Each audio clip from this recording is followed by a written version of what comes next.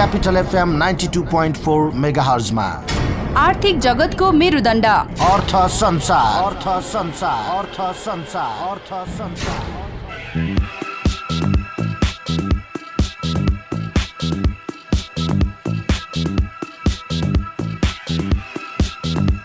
नमस्कार, कार्यक्रम अर्थ संसारमा यहाँहरूलाई हार्दिक स्वागत छ। म सुशील खतिवडा।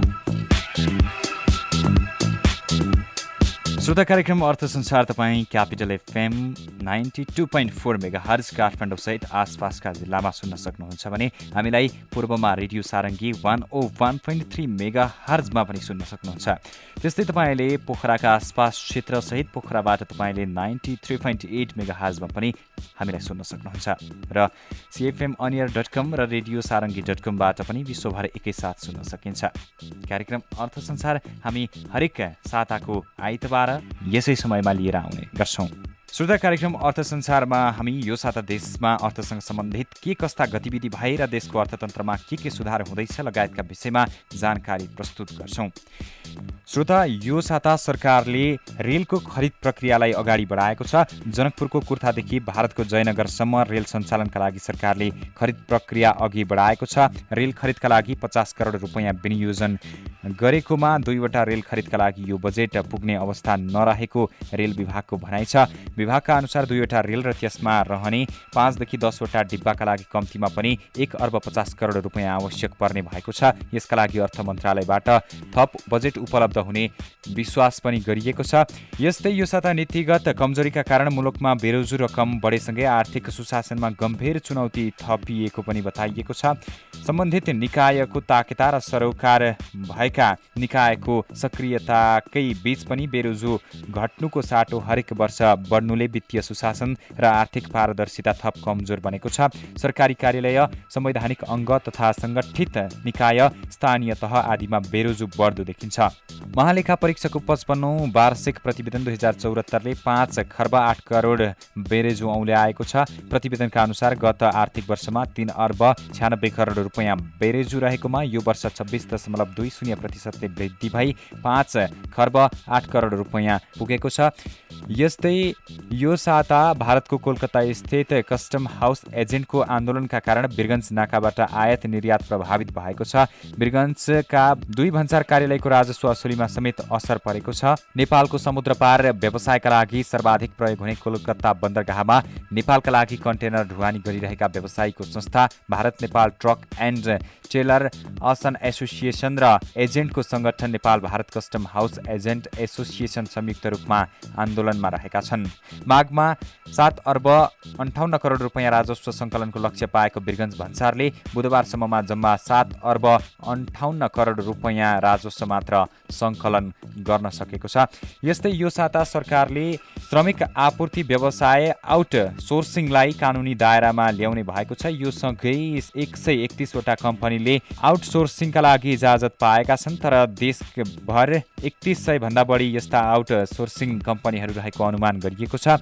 धेरै कम्पनीले अनुमति नलिए पनि 4 महिनाको अवधिभित्रै सरकारले अनियन्त्रित रहेको श्रमिक आपूर्ति व्यवसायलाई नियन्त्रणका लागि गरेको प्रयासको प्रभाव देखिन थालेको छ। सरकारले श्रमिक आपूर्ति व्यवसाय अन्तर्गतका कामलाई 4 वटा सेवामा विभाजन गरेको छ। सरकारले सुरक्षा, सहजकारी, व्यवसाय, सहयोग र घरेलु उपयोगी सेवा गरी 4 प्रकारमा आउटसोर्सिङ कामदारलाई विभाजन गरेको छ। अब यसै समूह अनुसार नै आउटसोर्सिङ कम्पनीहरू दर्ता गर्ने क्रम पनि सुरु भएको छ। र शेयर बजारको कुरा गर्दा यो साता पनि शेयर बजार अत्यन्त सुस्त देखिएको छ। शेयर बजारमा साताभर 22 अङ्कको गिरावट आएसँगै कारोबार रकम पनि न्यून हुनुले बजार अपेक्षाकृत रूपमा अगाडि बढ्न नसकेको संकेत गर्दछ। बजारमा कारोबार हुने अधिकांश कम्पनीहरूले चालू आर्थिक वर्षको दोस्रो त्रैमासको अपरिष्कृत वित्तीय विवरण सार्वजनिक गरिसकेका छन्। सरकार र विभिन्न निकायले पनि बजारलाई सकारात्मक प्रभाव पार्ने नीतिगत व्यवस्था गरिरहेका छन्, तर शेयर बजार अझै पनि सुस्त छ। शेयर कारोबार अझै सुस्त हुँदा बजारले उल्लेख्य फड्को मार्न सकेको छैन। विभिन्न तहका नीतिगत सुधार र अनलाइनको पूर्ण कार्यान्वयनले लगानीकर्ता दिगो रूपमा खुसी हुन नसकेको देखिन्छ। यो छोटो जानकारीपछि अब लागौँ श्रोता, यो साता आर्थिक तथा लगानीको क्षेत्रमा के कस्ता गतिविधि हुँदैछन् त सुनौँ साप्ताहिक गतिविधि। डिप्रेसन अर्थात् रेमिट्यान्सको रकम दुरुपयोग हुन नदिन एक उच्च स्तरीय संयन्त्र गठन गर्न सरकारलाई सुझाव दिएको छ। विप्रेषणको रकम उत्पादनमूलक क्षेत्रमा लगानी गर्ने विषयमा सुझाव दिन गठित कार्यदलले बिहिबार सरकारलाई यस्तो सुझाव दिएको हो। सुझाव दिन गठित कार्यदलले बिहिबार श्रम तथा रोजगार मन्त्री गोकर्ण विष्टलाई बुझाएको प्रतिवेदनमा उच्च स्तरीय स्थायी संयन्त्र गठन गरी विप्रेषण रकम दुरुपयोग हुनबाट रोक्नुपर्ने उल्लेख गरिएको हो। श्रम रोजगार तथा सामाजिक सुरक्षा मन्त्रालयका सचिव महेश प्रसाद दाहालको नेतृत्वमा कार्यदलले तयार पारेको सो प्रतिवेदनमा विप्रेषण रकम अघिल्लो वर्षभन्दा 15% बढी भित्र्याउने सङ्घ संस्थालाई बेस्ट रेमिट्यान्स कम्पनी अवार्ड वितरण गर्न पनि सरकारलाई सुझाव दिइएको दाहालले जानकारी दिनुभयो। व्यवस्थापनलाई समग्र रूपमा समन्वय र मार्गदर्शन गर्ने गरी एक उच्च स्तरको स्थायी संयन्त्र गठन गर्न उपयुक्त हुने सिफारिस समेत गरिएको छ। विप्रेषणको खण्डीकृत तथ्याङ्क डिसएग्रिगेटेड डाटा अद्यावधिक गरी तथ्यमा आधारित नीति निर्माण गर्न आवश्यक देखिएको छ। विप्रेषण रकमलाई दुरुपयोग हुन नदिन आवश्यक नीतिगत कानुनी र संस्थागत व्यवस्था गर्न सरकारलाई सुझाव दिएको छ। विप्रेषण व्यवस्थापन सूचना प्रणालीको विकास गरी विप्रेषणकर्ताहरूको विस्तृत अभिलेख राख्न पनि सरकारलाई आग्रह गरिएको छ। प्रतिवेदनमा विप्रेषणकर्ता संयुक्त योगदान रहने गरी स्थानीय तहमा पनि विप्रेषण कोषको स्थापना गर्न भनिएको छ। त्यसैगरी स्थानीय तहमा प्राथमिकता प्राप्त परियोजनाहरूको सञ्चालन सोही कोषबाट गर्ने नीति अवलम्बन गर्न पनि भनिएको छ। साथै विप्रेषणकर्ताको संयुक्त योगदान रहने गरी स्थानीय तहमा विप्रेषण कोषको व्यवस्था गर्ने, कोषको सञ्चालनका लागि सरकारवालाहरूको प्रतिनिधित्वमा समन्वय समिति गठन गर्ने, समिति मार्फत स्थानीय तहमा प्राथमिकता प्राप्त परियोजनाहरूको पहिचान गरी सोही कोषबाट लगानी गर्ने नीति अवलम्बन गर्न उपयुक्त हुने राय समेत प्रतिवेदनले समेटेको छ। प्रतिवेदन ग्रहण गर्दै श्रम रोजगार तथा सामाजिक सुरक्षा मन्त्री गोकर्ण विष्टले सो प्रतिवेदनले दिएको सुझावको आधारमा आवश्यक निर्णय गर्दै आवश्यक विप्रेषण रकमलाई उत्पादनमूलक क्षेत्रमा लगानी गर्ने जानकारी दिनुभयो। एउटा छलफल अन्तर्क्रिया यो प्रतिवेदनमा आधारित बनाए समेत पनि हामीले चलाउनेछौँ। तपाईँहरूका महत्त्वपूर्ण सुझाव दिनेछौँ र यो प्रतिवेदन तपाईँहरूबाट प्राप्त सुझावका आधारमा यसलाई थप समृद्ध, थप परिपक्व बनाएर सरकारको एउटा निकायमा समेत लगेर आवश्यकता बमोजिम निर्णय गरेर नयाँ ढङ्गले जाने गरी परिस्थिति निर्माण गर्नेछौँ। विप्रेषण रकम दुरुपयोग भइरहेकाले सरकारले यसको सदुपयोग गर्नका लागि आवश्यक नीति बनाउन सुझाव दिन कार्यदल गठन गरेको हो। विप्रेषण रकम नेपालको कुल गार्हस्थ उत्पादनको करिब 25% भए पनि त्यसको सदुपयोग गर्न सरकारले हालसम्म कुनै ठोस योजना ल्याउन नसकेकोमा आलोचना हुँदै आएको छ। 5 महिनामा 3 अर्बको आलु, 2 अर्बको प्याज, 24 करोडको गोलभेडा र 1.25 करोडको बन्दाकाउली आयात गरिएको छ। तर बजारमा 40 रुपैयाँ किलो पर्ने बन्दा बिचौलियाले 2 रुपैयाँमा पनि नकिनेपछि किसान आफै तरकारी बारीमै डोजर लगाउँछन्। आलु भारत र बङ्गलादेशबाट आयात हुने गरेको छ। आलुबाट उत्पादित विभिन्न खाद्यवस्तु भने भारत र बङ्गलादेश बाहेक चीन, बेल्जियम, मलेसिया लगायत विश्वका थुप्रै मुलुकबाट आयात हुन्छ। चालु आर्थिक वर्षको 5 महिनामा भारतबाट 3 अर्ब 20 करोड रुपैयाँको आलु आयात भएको छ। यस्तै बङ्गलादेशबाट 51 लाख रुपैयाँ बराबरको आलु आयात भएको विभागको तथ्याङ्क छ। अघिल्लो वर्ष भारतबाट 3 अर्ब 37 करोड र बङ्गलादेशबाट 17 करोडको आलु आयात भएको थियो। स्वदेशी आलु उत्पादन विस्तारै बढ्दै गएको छ। व्यवसायका अनुसार अहिले स्वदेशी उत्पादनले 6 महिनाको माग धान्ने गरेको छ। सरकारी तथ्याङ्क अनुसार नेपालमा वार्षिक 23,88,000 टन आलु उत्पादन हुने गरेको छ। सर्वोच्च अदालतले एनसेल बिक्री बापतको लाभ कर कसले तिर्ने भन्ने विवादको मुद्दामा एनसेल र मलेसियन कम्पनी एक्जिएटा दुवैले नै लाभ कर तिर्नुपर्ने फैसला सुनाएको छ। सरकारी वकिल हरिशंकर गेवालीका अनुसार सर्वोच्च अदालतको सो आदेशपछि एनसेल र एक्जिएटा कम्पनीले सरकारलाई करिब 38 अर्ब रुपैयाँ कर तिर्नुपर्छ। सो कर नतिरेसम्म एनसेललाई करिब रु 7 अर्ब लाभांश देश बाहिर लान समेत रोक लगाइएको छ। प्रधान न्यायाधीश सोलेन्द्र शमशेर जबरा तथा न्यायाधीश मीरा खड्गा, विश्वम्भर प्रसाद श्रेष्ठ, डाक्टर आनन्द मोहन भट्टराई र टङ्कबहादुर मोक्तानको बृहत पूर्ण इजलासले बुधबार एनसेल बिक्री बापतको लाभकर कम्पनी नियन्त्रणमा लिएर सञ्चालन गर्नेले नै तिर्नुपर्ने फैसला गरेको हो। एनसेल बिक्री बापतको लाभकर सोही कम्पनीबाट असुल उपर गर्न अदालतले परामादेश जारी गर्दै सो कम्पनीले दायर गरेको रिट निवेदन समेत खारेज गरेको छ। एनसेलमा स्विडेन कम्पनी टेलिया सोनेराले 80% लगानी गरेको थियो। यसअघि ठूला करदाता कार्यालयले सो टेलिया सोनेरा कम्पनीले रु 61 अर्ब तिर्नुपर्ने कर निर्धारण गरेको थियो। टेलिया सोनेरा कम्पनीले मलेसियन कम्पनी एक्जिएटा कम्पनीलाई 80% सेयर बिक्री गरेकाले कर कसले तिर्ने भन्ने विवाद सर्वोच्च अदालतमा पुगेको थियो। सरकारले हेजिङ फण्ड सम्बन्धी नियमावली 2075 जारी गरेको छ। जलविद्युत आयोजनामा विदेशी लगानी भित्र्याउने लक्ष्य साथ सरकारले नियमावली जारी गरेको हो। परिवर्तीय मुद्रामा विदेशी लगानी भित्र्याउनका लागि सरकारले उक्त कोष सञ्चालनमा ल्याउन लागेको हो। मन्त्री परिषदको यही माघ 21 गतेको बैठकले हेजिङ कोषबाट नियमावली जारी गरेको सरकारका प्रवक्ता एवं सञ्चार तथा सूचना प्रविधि मन्त्री गोकुल प्रसाद बास्कोटाले जानकारी दिनुभयो। वैदेशिक लगानीकर्तालाई सहज रूपमा नेपालको जलविद्युत तथा ऊर्जा क्षेत्रमा लगानीका जोखिम न्यूनीकरण गर्न हेजिङ कोषको आवश्यकता रहेको जानकारहरूले औल्याउँदै आएका थिए। सरकारले योजना बनाए अनुसार ठूलो आयोजनामा विदेशी लगानी भित्र्याउन कोष महत्त्वपूर्ण हुने विश्वास लिएको छ। कोषमा सरकार लगानीकर्ता सबैको दायित्व राखिने सरकारले जनाएको छ। सरकारले विशेष आर्थिक क्षेत्रमा स्थापित उद्योगलाई आयकर र त्यस्ता उद्योगले वितरण गर्ने लाभांशमा लाग्ने करमा विशेष छुट दिने भएको छ। विशेष आर्थिक क्षेत्र ऐन 2073लाई संशोधन गर्ने बनेको विधेयकमा छुटका विषय समावेश गरिएको छ। यो विधेयक संघीय संसदको प्रतिनिधि सभामा दर्ता भइसकेको छ। संसदमा दर्ता भएको विधेयकमा हिमाली जिल्लाका साथै नेपाल सरकारले तोकेको पहाडी जिल्लामा रहेको विशेष आर्थिक क्षेत्रमा स्थापित उद्योगले कारोबार सुरु गरेको मितिले 10 वर्षसम्म लाग्ने आयकरमा 100% छुट दिने व्यवस्था गर्न लागेको हो। साथै त्यसपछिका वर्षमा लाग्ने आयकरमा पनि 50% छुटको व्यवस्था गरेको छ। यसैगरी माथि उल्लेखित क्षेत्र बाहेकका अन्य क्षेत्रमा रहेको विशेष आर्थिक क्षेत्रमा स्थापित उद्योगले कारोबार सुरु गरेको मितिले 5 वर्षसम्म आयकरको 100% र त्यसपछिका वर्षमा आयकरको 50% छुट दिने व्यवस्था विधेयकमा रहेको छ। विशेष आर्थिक क्षेत्रमा स्थापित उद्योगले वितरण गरेको लाभांशमा लाग्ने करको कारोबार सुरु गरेको मितिले 5 वर्षसम्म 100% र त्यसपछिको 3 वर्षसम्म 50% छुटको पनि विधेयकमा व्यवस्था गरिएको छ। नेपाल राष्ट्र बैंकले वैदेशिक रोजगारीमा गएका नेपालीहरूलाई लक्षित गर्दै 10% ब्याज दरको वैदेशिक रोजगार बचत पत्र निष्कासन गरेको छ।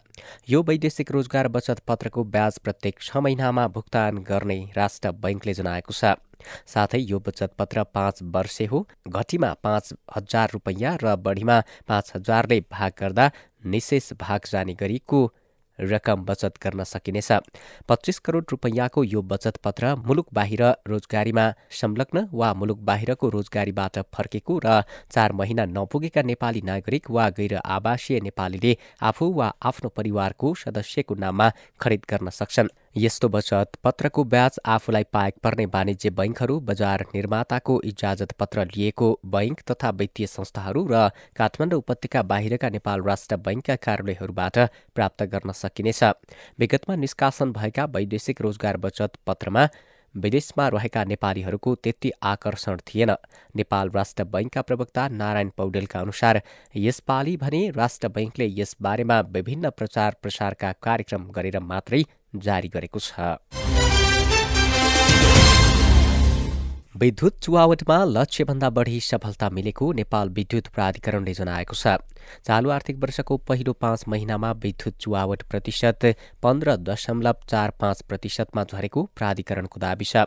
गत आर्थिक वर्षमा औसत विद्युत चुहावट 20.45% थियो। यो आर्थिक वर्षमा चुहावट 18.5%मा झार्ने प्राधिकरणको लक्ष्य थियो। पहिलो 5 महिनामा लक्ष्यभन्दा बढी प्रगति भएको जारी गरेको विज्ञप्तिमा जनाइएको छ। चुहावट कम गर्न प्राधिकरणले आफ्नो विभिन्न वितरण केन्द्रलाई फरक फरक लक्ष्य दिएको थियो। प्राधिकरणका प्रबन्ध निर्देशक कुलमान घिसिङले प्राविधिक र गैर प्राविधिक चुहावट नियन्त्रणका लागि मुलुकभर अभियानकै रूपमा चालिएका कदमले विद्युत चुहावटमा उल्लेख्य कमी आएको जानकारी दिनुभयो। चालु आर्थिक वर्षको 6 महिनामा रसुवागढी नाकाबाट आयात उच्च दरमा बढेको छ। रसुवा भन्सारका अनुसार यस अवधिमा 17 अर्ब 34 करोड 81,51,000 मूल्य बराबरको सामान आयात भएको छ। यो अघिल्लो वर्षको तुलनामा 122% बढी हो। अघिल्लो वर्षको सोही अवधिमा 7 अर्ब 81 करोड 19 लाख मूल्य बराबरको सामान आयात भएको थियो। सोही अवधिमा 53 करोड 16 लाख बराबरको सामान निर्यात भएको छ। रसुवागढी नाकाबाट वर्षेनी सामान आयात हुने क्रम बढ्दै गएको छ। रसुवागढी नाका चीनबाट नेपालमा व्यापार हुने सबैभन्दा पुरानो नाका हो। 2013 सालमै नाकामा भन्सार कार्यालय स्थापना भएको थियो। 2071 साल मङ्सिर 15 गतेदेखि उक्त नाका विधिवत रूपमा सञ्चालनमा आएको हो। 2072 वैशाख 12 गतेको भूकम्पले रसुवागढी नाकामा ठूलो क्षति हुन पुग्यो। केही महिना रसुवागढी नाका बन्द भयो। भूकम्पका कारण तातोपानी नाका बन्द भएपछि तत्कालका लागि चीनसँगको प्रमुख व्यापारिक नाका यही नै हो। नाकालाई 2074 भदौ 14 गते चीनले अन्तर्राष्ट्रिय नाका घोषणा गरेपछि सीमामा व्यापारी, व्यवसायी र सवारीको चाप बढ्दै गएको छ। भूकम्पपछि रसुवागढी नाकाबाट वर्षेनी सामान आयात निर्यात हुने क्रम बढ्दै गएको छ। तपाईँ कार्यक्रम अर्थ संसारमा हुनुहुन्छ। हामीले कार्यक्रममा यो साता देशको अर्थ तथा वित्तीय क्षेत्रमा भएका प्रगति विवरण प्रस्तुत गरिसकेका छौँ। समग्रमा यो साताको आर्थिक क्षेत्र उपलब्धिमूलक नै रह्यो। कार्यक्रम अर्थ संसारमा अब लागौँ विशेष रिपोर्टतर्फ। ठेक्का तोडिएपछि मेलन्ची खानेपानी आयोजनामा थप अन्यल देखिएको छ। सरकारले सीएमसीसँगको ठेक्का प्रक्रिया तोडेपछि बाँकी रहेका कामका लागि पुनः ठेक्का प्रक्रिया अघि बढाउनु पर्ने हुँदा मेलन्ची खानेपानी आयोजनामा अन्यल देखिएको हो। सरकारले दात्री निकाय र नेपाल सरकारको खरिद निर्देशिका पालना गरेर मेलम्ची खानेपानी आयोजना निर्माण प्रक्रिया अघि बढाउने तयारी गरेको छ। तर आयोजनाले औपचारिक रूपमा बोलपत्ता आह्वान प्रक्रिया अघि बढाएर मात्र काम गर्नुपर्ने भएकाले आयोजना निर्माणमा भने थप ढिलाइ हुने देखिएको बताउनुहुन्छ मेलम्ची खानेपानी आयोजनाका प्रवक्ता राजेन्द्र प्रसाद पन्त। कसैलाई दिने भन्ने हुँदैन। यो औपचारिक रूपमा दस्तावेज तयार गरेर सूचना प्रकाशन गरेर बोलपत्र माग गरेर अनि औपचारिक रूपमा मूल्याङ्कन गरेर हैन यो ठेक्का सम्झौता दिने कुरो भयो। दात्री निकायसँगको खरिद प्रक्रियाका लागि लाग्ने समय सीमा बारे स्पष्ट नहुँदा आयोजनामा अन्यल बढेको छ। यसै वर्ष आयोजना सम्पन्न गरी राजधानीवासीलाई खानेपानी उपलब्ध गराउने भनिएको आयोजनाको निर्माण कार्यको खरिद प्रक्रिया टुङ्गो लाग्न समय लाग्ने भएकोले अहिले सम्पन्न हुने अनिश्चितता बढेको छ। पुनः एकपटक प्रवक्ता पन्त, नयाँ निर्माण व्यवसायी परिचालन गर्न सम्मको जुन खरिद प्रक्रियाको समय छ नि यो चाहिँ अलिकति अनिश्चित छ। यसलाई अब छुट्याउनु पर्छ भनेर हामीले दात्री निकाय एडिभिजन छलफल गरिसकेका छौँ। उहाँहरू सहमत हुनुभएको छ। त्यसै गरी नेपाल सरकारबाट पनि आवश्यक हैन प्रक्रिया छुट्याउनेलाई चाहिँ निर्णय भयो भने हैन यो चाहिँ छुट्याइन्छ। आयोजनाको काम अन्तिम चरणमा पुगेको बेला इटालियन कम्पनी सीएमसीले ठेक्का तोड्दा मेलम्चीको पानी खाने राजधानीवासीको सपना कहिले पूरा हुने हो यसै भन्न कठिन छ। पवित्र राईले तयार पार्नु भएको यो मेलन्ची खानेपानीको विशेष रिपोर्टपछि फेरि लागौँ अर्को रिपोर्टतर्फ। काठमाडौँको भ्रिकुटी मण्डपमा शुक्रबारदेखि 5औं नेपाल वेल्कन अन्तर्राष्ट्रिय प्रदर्शनी सुरु भएको छ। निर्माण सामग्री सम्बन्धी प्रदर्शनीमा भवन निर्माणका लागि आवश्यक पर्ने नयाँ तथा पुराना डिजाइनका सामग्रीहरू प्रदर्शनीमा राखिएका छन्। मिडिया स्पेस सोल्युसन र फुटुर स्ट्रेस फेयर एन्ड इभेन्ट प्राली भारतको आयोजनामा शुक्रबारबाट भृकुटी मण्डपमा 5औं नेपाल विल्कन अन्तर्राष्ट्रिय प्रदर्शनी सुरु भएको छ। शहरी विकास मन्त्री मोहम्मद इस्तियाक राईले यी कार्यक्रमका बीच प्रदर्शनीको उद्घाटन गर्नुभयो। प्रदर्शनीमा भवन निर्माणका लागि आवश्यक पर्ने सिमेन्ट, स्टिल, जस्तापाता, छड, छाना, केबल तार, प्लम्बिङ मेसिन, ब्लक, पानीरहित इटा, युसिभिसीका झ्याल, ढोका, शौचालयका सामग्री, हेभी इक्विपमेन्ट लगायतका सामग्री राखिएका छन्। निर्माण क्षेत्रमा भित्रिएका नयाँ प्रविधिको बारेमा जानकारी दिने उद्देश्यले प्रदर्शनीको आयोजना गरिएको बताउनुहुन्छ नेपाल विल्कन अन्तर्राष्ट्रिय प्रदर्शनीका संयोजक सृजल भट्टराई। निर्माण सामग्री सम्बन्धी सम्पूर्ण कुराहरू जस्तो कन्स्ट्रक्सन मटेरियलदेखि लिएर इक्विपमेन्टदेखि लिएर प्रिफ्याब्रिकेटेड स्ट्रक्चरदेखि लिएर हजुरको कङ्क्रिट ब्लक्सदेखि लिएर घरमा बाथरुम फिटिङ्स, टाइल्सदेखि लक्सदेखि लिएर हामीले निर्माणमा चाहिने सबै कुराहरूलाई चाहिँ एउटै छानामुनि लिएर राखेको।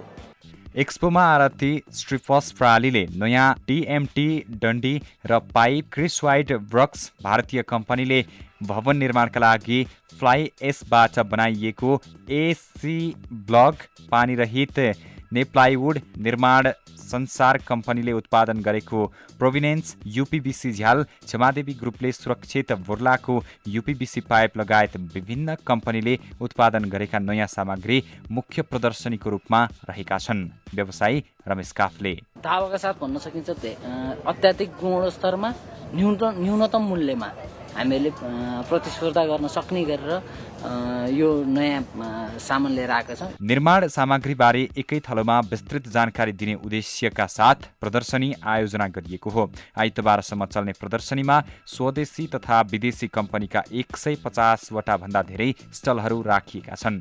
प्रदर्शनी अवधिभरमा करिब 50,000ले अवलोकन गर्ने अनुमान गरिएको आयोजकले जनाएको छ। श्रोता, अब भने हामी कार्यक्रमको अन्त्यतिर आइसकेका छौँ। यो साता देशको आर्थिक तथा वित्तीय क्षेत्र उपलब्धिमूलक नै रह्यो। कार्यक्रम अर्थ संसारको यो अङ्क आजलाई यहीँ सकिन्छ। अर्को हप्ता फेरि अर्थसँग सम्बन्धित नयाँ विषयवस्तुका साथ उपस्थित हुने नै छौँ। नमस्कार।